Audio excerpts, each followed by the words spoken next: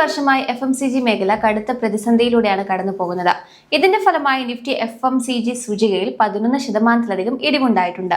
ഉപഭോഗത്തിലുണ്ടായ കുറവും അസംസ്കൃത വസ്തുക്കളുടെ വിലക്കയറ്റവുമാണ് പ്രധാന വെല്ലുവിളിയായത്.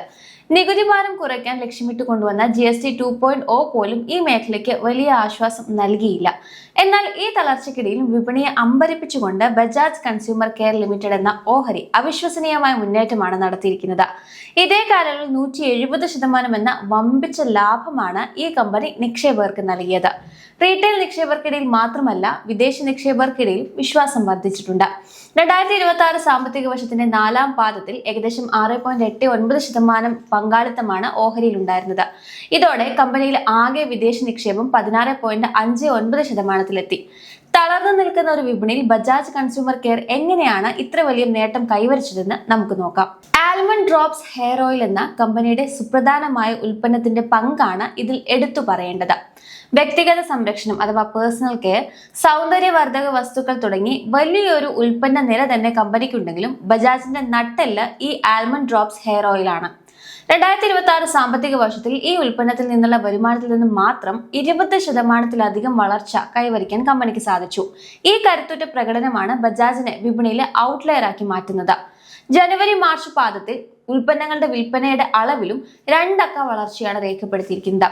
ആയുർവേദ ഉൽപ്പന്നങ്ങൾ, ബ്രഹ്മി ഓയിൽ, ആംല അലോവേര ഉൽപ്പന്നങ്ങൾ, കൊക്കോ ഓണിയൻ, ശുദ്ധമായ വെളിച്ചെണ്ണ തുടങ്ങിയവ ഇതിൽ ഉൾപ്പെടുന്നുണ്ട്. സ്കിൻ കെയർ ചർമ്മ സംരക്ഷണ മേഖലയിൽ നോർമാക്സ് എന്ന ബ്രാൻഡ് വളരെയധികം പ്രസക്തി ആർജിച്ചു. നേറ്റീവ് സോൾ എന്ന പ്രീമിയം ബ്രാൻഡിലൂടെ ലോകത്തിന്റെ വിവിധ ഭാഗങ്ങളിൽ നിന്നുള്ള ചേരുവകൾ ഉപയോഗിച്ച് നിർമ്മിച്ച ആർഗൻ ഓയിൽ ഉൽപ്പന്നങ്ങൾ, സെറം, മാസ്കുകൾ എന്നിവ ബജാജ് വിപണിയിലെത്തിക്കുന്നുണ്ട്. ആൽമണ്ട് ഡ്രോപ്സ് ഒഴികെയുള്ള മറ്റെല്ലാ ഉൽപ്പന്നങ്ങളെയും ഗ്രോത്ത് പോർട്ട്ഫോളിയോ എന്ന വിഭാഗത്തിലാണ് ബജാജ് ഉൾപ്പെടുത്തിയിരിക്കുന്നത്. 2026 സാമ്പത്തിക വർഷത്തിൽ കമ്പനിയുടെ വരുമാനത്തിലേക്ക് ഏകദേശം 225 കോടി രൂപ ഈ വിഭാഗം സംഭാവന ചെയ്തിട്ടുണ്ട്. ഈ സാമ്പത്തിക വർഷത്തിൽ ഗ്രോത്ത് പോർട്ട്ഫോളിയോയിൽ നിന്നുള്ള വരുമാനം ലാഭകരമാണെന്ന് മാനേജ്മെന്റ് വ്യക്തമാക്കുകയും ചെയ്തിട്ടുണ്ട്.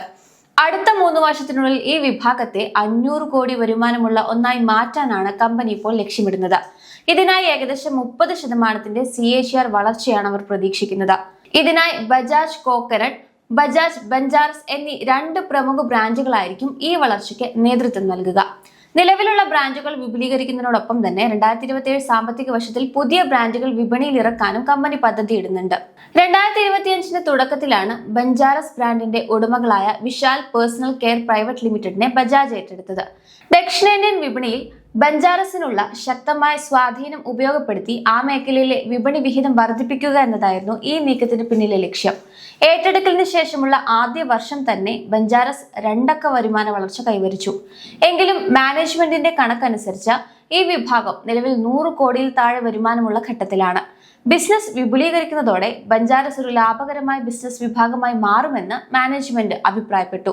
ഇതിനെ 200 കോടി വരുമാനമുള്ള ഒരു ബിസിനസ് യൂണിറ്റായി വളർത്താനാണ് കമ്പനി ലക്ഷ്യമിടുന്നത്. വളർച്ചയെ ത്വരിതപ്പെടുത്തുന്ന മറ്റൊരു കാര്യം പ്രൊജക്ട് ആരോഹൺ ആണ്. കമ്പനി അവരുടെ ഡിസ്ട്രിബ്യൂഷൻ നെറ്റ്വർക്ക് പരിഷ്കരിക്കുന്നതിനായി അവതരിപ്പിച്ച പദ്ധതിയാണ് പ്രൊജക്ട് ആരോഹൺ.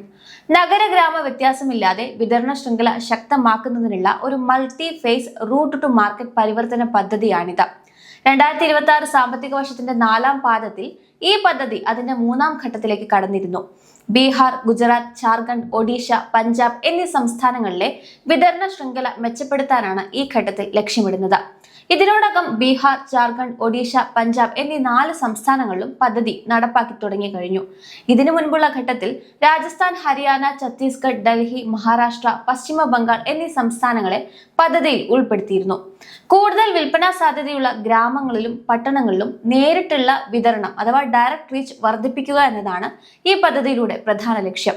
ഇത് കമ്പനിയുടെ മൊത്തത്തിലുള്ള വിൽപ്പന വർദ്ധിപ്പിക്കാൻ സഹായിക്കും. മാനേജ്മെന്റിന്റെ കണക്കനുസരിച്ച് പ്രൊജക്ട് ആരോഹൺ ഇതിനകം നടപ്പിലാക്കിയ സംസ്ഥാനങ്ങളിൽ വിൽപ്പനയുടെ അളവിൽ 2% മുതൽ 3% വരെ വർധനവ് രേഖപ്പെടുത്തിയിട്ടുണ്ട്. ഈ അനുകൂല ഘടകങ്ങൾക്ക് പുറമെ അസംസ്കൃത വസ്തുക്കളുടെ വില ബിസിനസിന് വലിയ പിന്തുണ നൽകി. മിക്ക FMCG കമ്പനികൾക്കും അസംസ്കൃത വസ്തുക്കളുടെ വിലക്കയറ്റം വലിയ വെല്ലുവിളിയായപ്പോൾ ബജാജ് കൺസ്യൂമർ കെയറിന് ഇവിടെ നേട്ടം ഉണ്ടാക്കാൻ സാധിച്ചു. ഇതിനിടയിൽ പ്രധാന അസംസ്കൃത വസ്തുവായ ലൈറ്റ് ലിക്വിഡ് പാരാഫിൻ വില മുൻപാദത്തെ അപേക്ഷിച്ച് ഗണ്യമായി വർദ്ധിച്ചിരുന്നു. എങ്കിലും കൃത്യമായ സമയത്തുള്ള ഇൻവെന്ററി പൊസിഷൻ കമ്പനിയുടെ ലാഭവിഹിതം കുറയാതെ കാത്തുസൂക്ഷിക്കാൻ സഹായിച്ചു.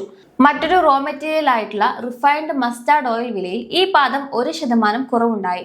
വരും മാസങ്ങളിലെ വില ഇനിയും കുറയുമെന്ന് തന്നെയാണ് പ്രതീക്ഷിക്കുന്നത്.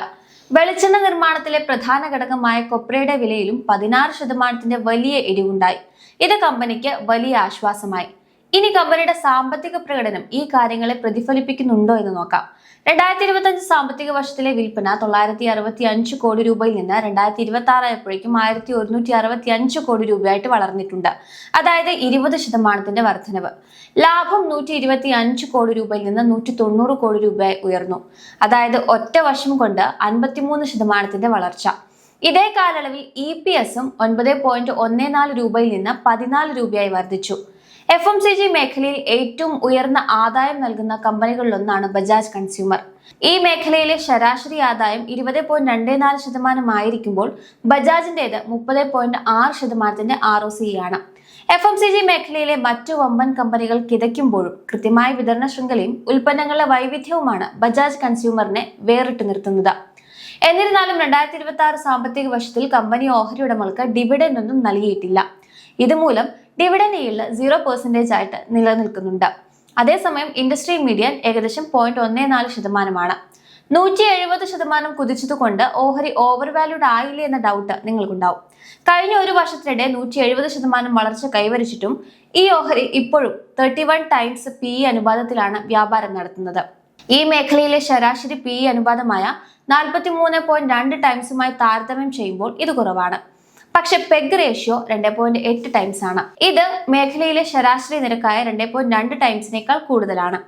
ഓഹരി ഇതിന്റെ യഥാർത്ഥ മൂല്യത്തെക്കാൾ അല്പം ഉയർന്ന വിലയിലാണ് വ്യാപാരം ചെയ്യുന്നതെന്ന് ഇവിടെ സൂചിപ്പിക്കുന്നുണ്ട്. ബജാജ് കൺസ്യൂമറിന്റെ ഓഹരി വിലയിലുണ്ടായ കുതിപ്പ് വെറും നിക്ഷേപക താല്പര്യം കൊണ്ട് മാത്രം ഉണ്ടായതല്ല. കമ്പനിയുടെ മുൻനിര ഉൽപ്പന്നമായ ADHOയുടെ ആധിപത്യം, ഗ്രോത്ത് പോർട്ട്ഫോളിയോയിലെ വളർച്ച എന്നിവ ഇതിന് കരുത്തേകിയിട്ടുണ്ട്. കൂടാതെ പ്രൊജക്ട് ആരോഹൺ വിതരണ ശൃംഖലയെ അടിമുടി പരിഷ്കരിക്കുകയും വിൽപ്പന വർദ്ധിപ്പിക്കുകയും ചെയ്തു. ഒപ്പം അസംസ്കൃത വസ്തുക്കളുടെ കുറഞ്ഞ ചിലവ് ലാഭവിഹിതം ഉയർത്താനും സഹായിച്ചു. നിലവിലെ വിപണി സാഹചര്യം, വർദ്ധിച്ചുവരുന്ന ഇന്ധനവില, മറ്റ് അനിശ്ചിതത്വങ്ങൾ എന്നിവ റിസ്കുകളായി പരിഗണിച്ചുകൊണ്ട് ഓഹരിയുടെ പ്രകടനം നിരീക്ഷിക്കുന്നതിനായി നിങ്ങളുടെ വാച്ച് ലിസ്റ്റിൽ ഓഹരി ഉൾപ്പെടുത്തുന്നത് നല്ലതായിരിക്കും.